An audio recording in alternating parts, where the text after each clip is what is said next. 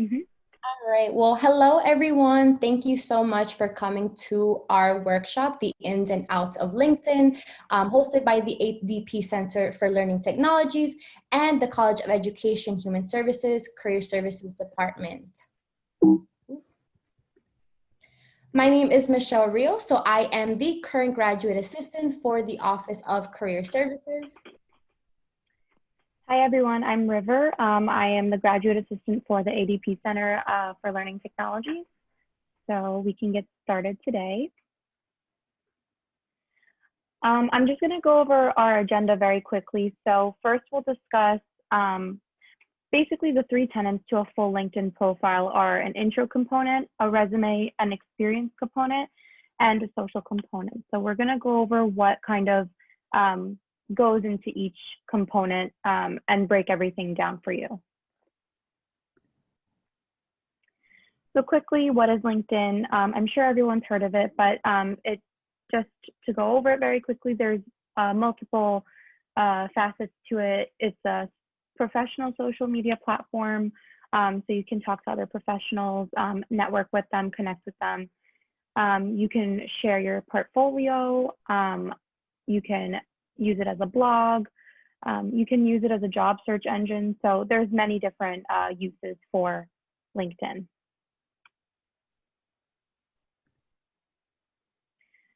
So when you want to first create a profile, this is the screen that pops up.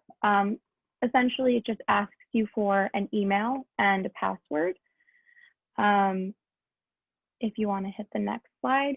So just want to do a pop quiz very quickly. If you guys want to write the answer in our chat, which email do you think is most professional? I'm going to give you guys about 30 seconds to write, and then I will go over the answer.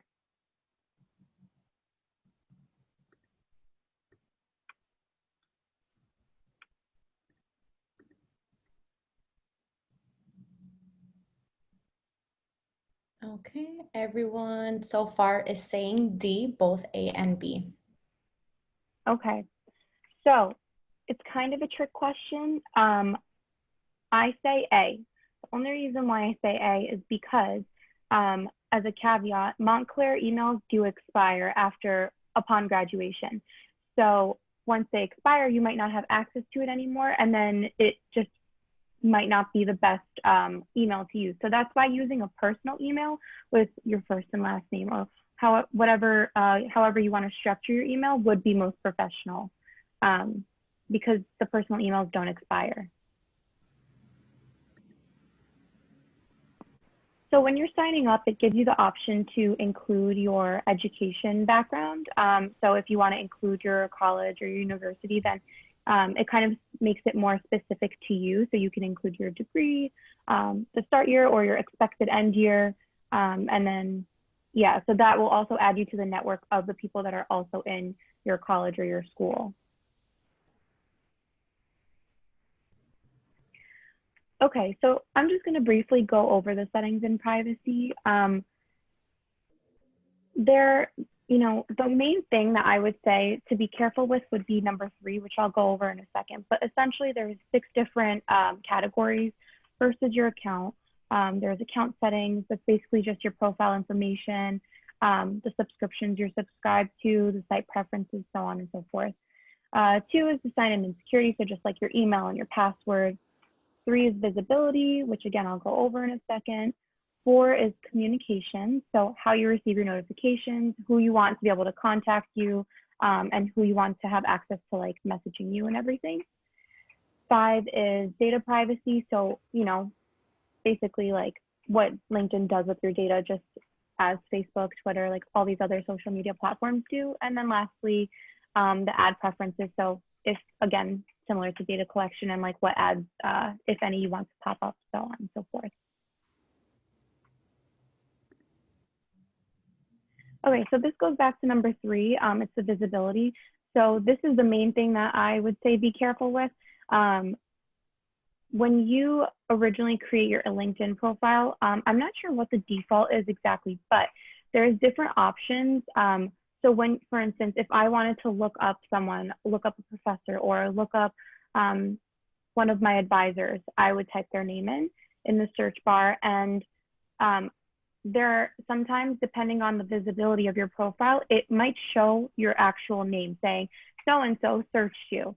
So Michelle, if you want to hit the next slide, this is what pops up and with the visibility. So you can either select if you want your name and your headline to pop up, if you want it to say someone on LinkedIn, so like your personal characteristics, like someone from Montclair State University, or whatever is really main on your profile, that can pop up. Or if you want it to be completely private, it will just say an anonymous LinkedIn member. But I think that's really important to know, because if you're looking up someone and you don't want them to know that you're looking them up or searching them, you might want to change that setting.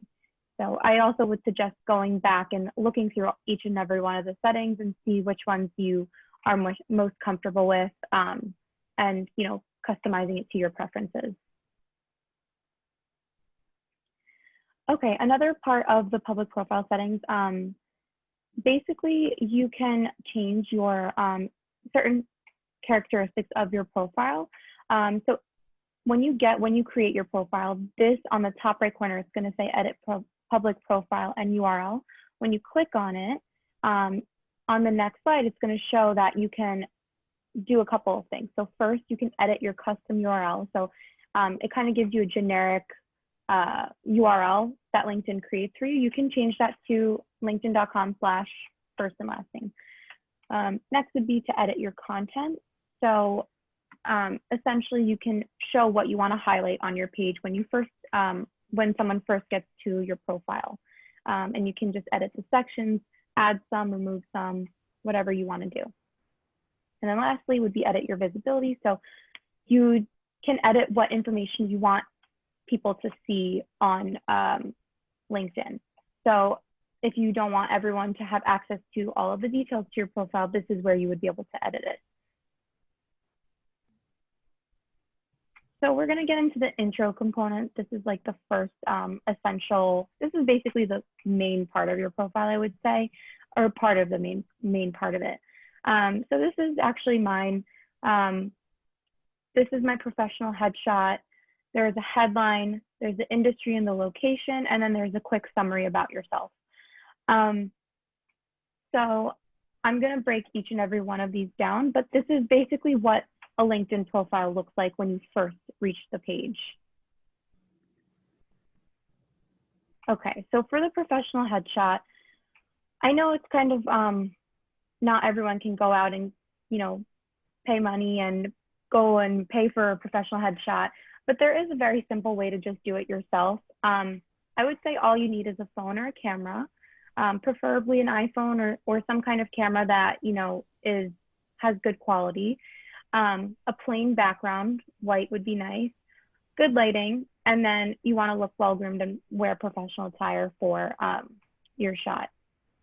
And you can just, even on the iPhone, actually, if you have a newer version of the iPhone, there's a mode called portrait mode, and that actually makes it look like a literal portrait. You do need good lighting and like a pretty clean background, but it's an option for iPhone users to use to make your shot look even more professional.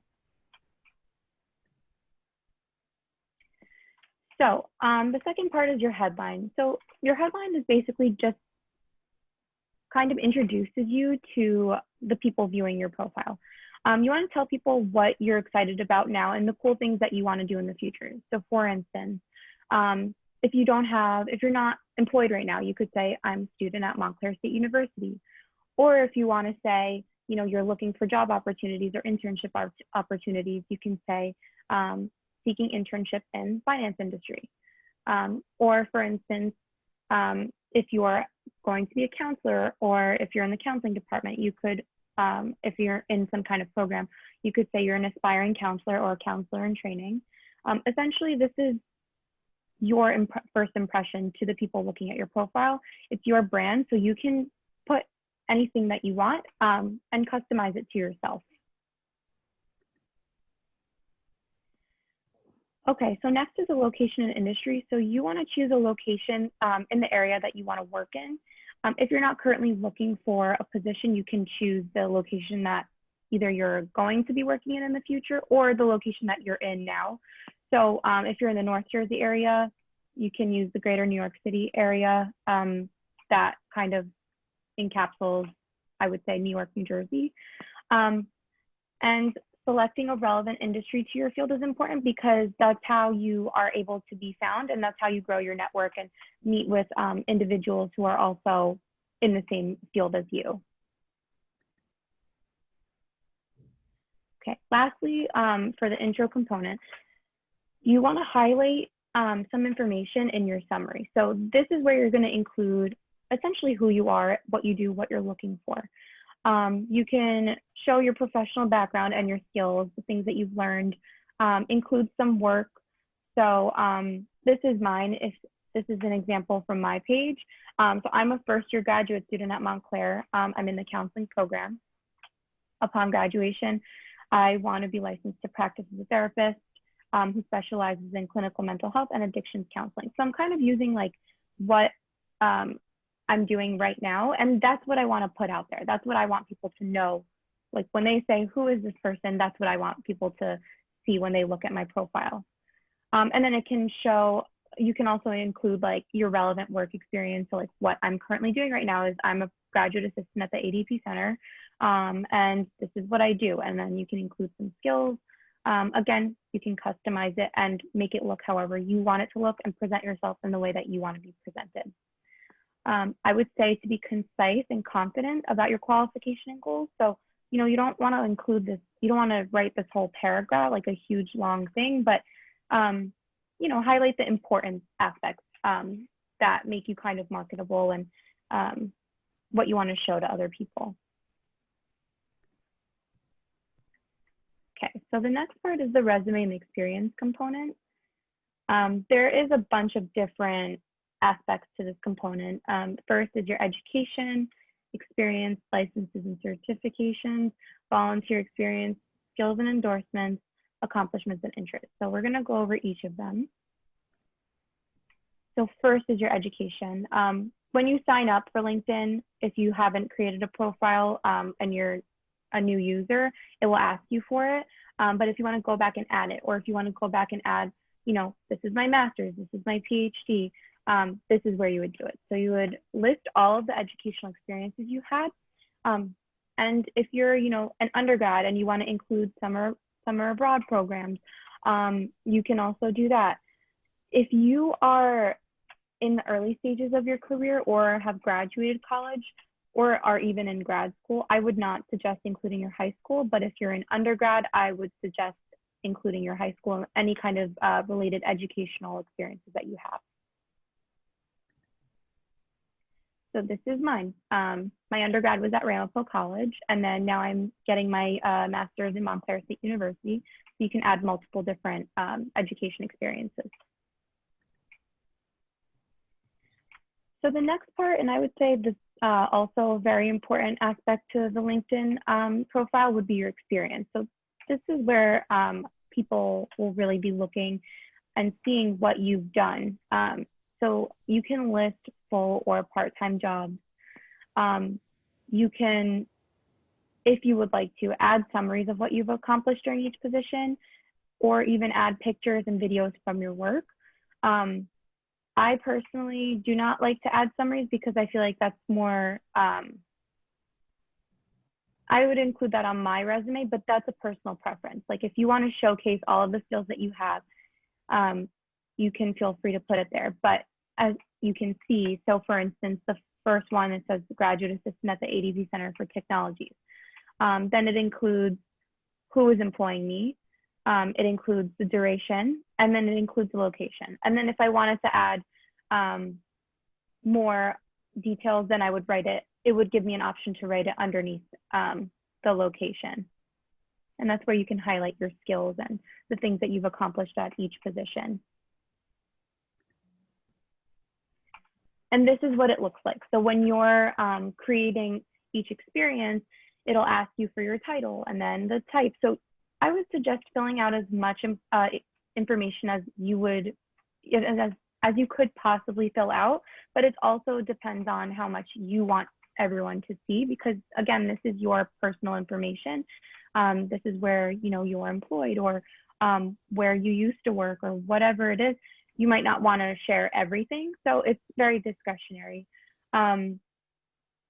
Also, you can update your industry and your headline. So that gives you an option. Like if you change positions and you want to update it and make it the most relevant one, then you can check those little boxes on the bottom left over there. And that will make it the most relevant experience for you. Additionally, if you look on the right where it says media, that's where you can add documents, pictures, videos, presentations, anything that you want to show. So this is the aspect of LinkedIn that, it can become a portfolio where you can actually display the work that you've done. Again, you don't have to show everything that you've done, but discretionary, just decide what you want to put on display and what you don't want to. But there's always an option to share it. So for people who might not have a lot of experience, that's okay. You don't have to have a bunch of different job experiences. You can still have a full profile even if you're not employed or if you don't have any related experience. And that's going to be through the other aspects of the experience aspect of LinkedIn. So if you have any licenses or certifications, you can add that there. So I did, a couple years back, I did a fashion design certificate in Turkey. So I included that there. Again, you can add as little or as much information as you would like to. You can add your credentials if you have any credentials, the issuing organization, and just fill it out to its fullest potential if you would like to do so. Next would be volunteer experience. So maybe you don't have any work experience, so to say, but maybe you've been volunteering for a couple of years. Even if you weren't paid for a job, or even if it was an internship, a free internship, you can list it if you would like. Admissions officers and employers often see volunteer experience just as valuable as paid work. So you can add the organization and the role, and then the cause, and also like the timing of how long it took. So I would say include it if you can. Next would be your accomplishments. So this is where you can get creative and again, customize it to your liking. Did you do something with your team in school? And I don't know, if you built an app or you guys did a project, you can list it here. Like this is exactly where you would want to put it. And if you look to the right, it gives you so many different options. So publication, a patent, a course, a project, a test score, language, organization, honors. This is just an example from my profile. These are the language I speak. These are the organizations I belong to. My honors and awards. And then this was my undergrad project. I wrote a thesis. So you want to be sure to fill it out because it makes you marketable and it shows that you're all the things that you've done. So now I'm going to hand it over to Michelle, and she's going to talk about the social component to LinkedIn. All right, everyone. So the social component includes, connecting with people, friends, classmates on LinkedIn, maybe joining groups with people that you know, endorsing others for their skills, and then having others endorse you as well, taking skill assessments, learning how to request a recommendation letter, or even being able to recommend someone else, and then follow pages and people, right? So first and foremost, you want to maybe apply for a job, right? So the best way to do so is to use your LinkedIn profile. So you will see at the very top, the little tab that says job, that's where you will find the job search engine. And then it's going to look like this. You're going to search by title, skill, or company, whatever you are interested in, whether you want to be maybe a receptionist, you want to work in retail, maybe you want to do digital design or anything like that. Then you'll see right here where it says city, state, or zip code. You're going to enter the area that you want to work in, whether it's in New York, New Jersey, Connecticut, Pennsylvania, or even maybe out of state. I don't know, something like that. And then when you do that, this is going to appear. So if you've used maybe Indeed before, essentially it's the same thing. just on your LinkedIn. So you're gonna see a list of jobs coming up, and you're gonna click the job that interests you. And if you want to save it for later, you can, it gives you the option too. But if you do want to apply, once you do, you'll be able to share your profile with the company or organization. So just be sure to have both your LinkedIn and resume up to date with the same information, just because you don't want to have different things on one end and then something else on your other end. So just be consistent with that. When you're connecting, so LinkedIn ultimately is a networking platform. So you don't want to accept or just add anyone. You want to connect with maybe former classmates from high school, maybe teachers from your high school that made an impact in your life, maybe your professors now, or maybe other classmates currently that you are in as an undergrad student, or maybe even your colleagues or friends that you work with in a different work environment. So again, you don't want to just add anyone. You don't want to add anyone that you don't know. It might be just a little weird. With that, when you do connect with someone, you can send a personal message. And an example of that would be, let's say you go to a networking event, maybe you went to a job fair or something, and you met a recruiter. You know their name, and they said to follow them on LinkedIn or connect with them through LinkedIn. So you can go ahead and connect with them and then send them a message, something as simple as, "Hi, Claudia, we met at Montclair's HSCI networking event. I would love to keep in touch with you."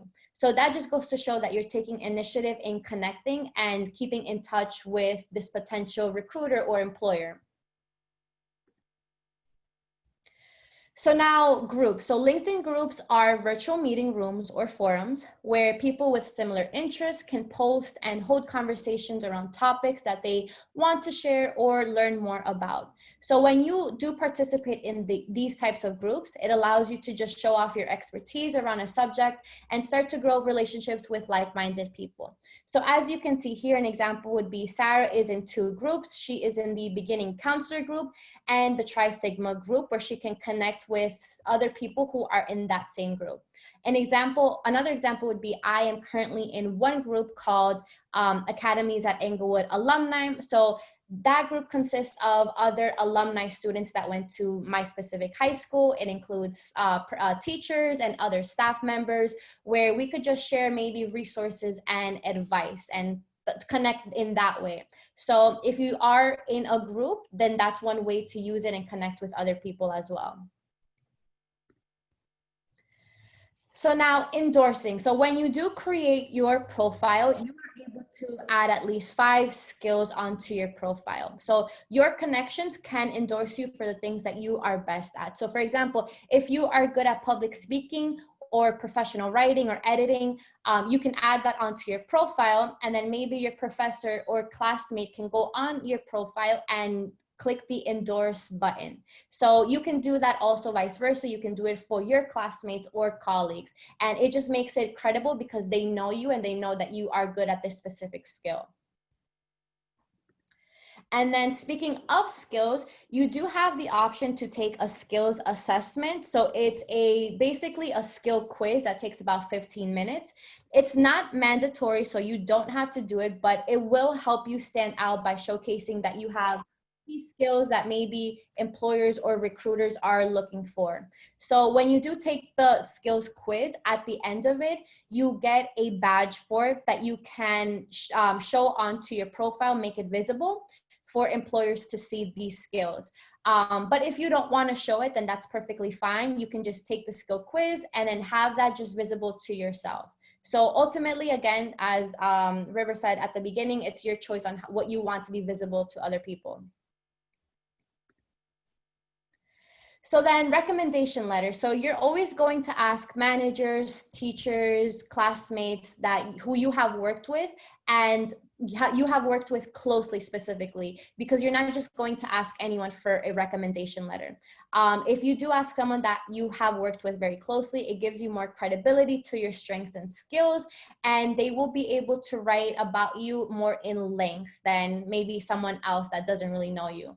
So just make sure you know the difference between recommendation letters and endorsements. Endorsements are, again, just a little button of checking off that skill that you have, but a recommendation letter, these people that are connecting with you will go in length about who you are as a person and why you are good at these specific skills that you have, right?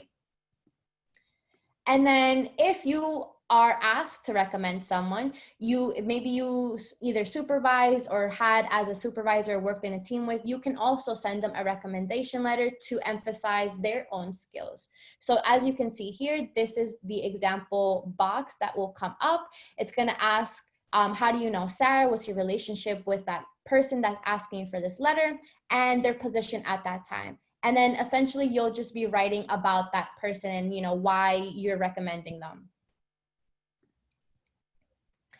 And now your follow pages and people. So I always say LinkedIn is kind of like a professional Facebook, because you can also follow different pages and people. So if you're interested in working at a specific company, organization, or school, or whatever it is that you are interested in, just follow their pages to get more information. You'll see updates. You'll see people who probably also follow the same pages, and you can connect with them. If you're not sure who or what you're interested in, LinkedIn search tool can always help you with that. So an example right here is you can just follow Montclair State University, or even the ADP Center or the Career Services pages to get more information about who we are. And then lastly, just getting into our last few slides, we have the Alumni Network, which is really, really, really great. I'm assuming, I don't want to assume everyone is Montclair State University, but just in case, you will choose or write your Montclair State University school. At the left, you'll see the Alumni tab, so you're going to click that. It's going to be easier if you use a computer, by the way, just because you can see more things. And then when you do click it, you'll come to this page where it's going to tell you how many alumni are from that school. So in this case, right now, we have roughly about 94,233 alumni. And you can see where they live. So maybe they're the area they are located in. So greater New York City, the Philadelphia area. You're going to see where they work. So many of them are going to be working at Montclair State University, or maybe another institution or other work environment. What they do, so their specific area, career fields, education, business, operations, and what they study. So this is really great because you're going to be able to explore where fellow alumni are working and what fields they are involved in. And if you are about to graduate and you don't know what you can do with your major, you can use this tool to see what other students who are in that major are up to now. All right. So then that concludes the presentation. So we will be opening up the floor for any questions that you may have. Just checking the chat. I don't see any questions, but I don't see any. I'm just gonna. Well, if anyone does have any questions and you can't think of them now, but you think of them later, you can always feel free to email us. If you want to keep in touch, this is all of our information. So you can always log on to the ADP Center for some more information. And then both of our emails are listed here. If you want to take a screenshot or write it down quickly. But yeah, thank you for spending some time with us today. And we look forward to hearing from you. Thank you, everyone. Thank you. Thank you. All right. We'll stay on, I guess, just in case there's anyone. Yeah.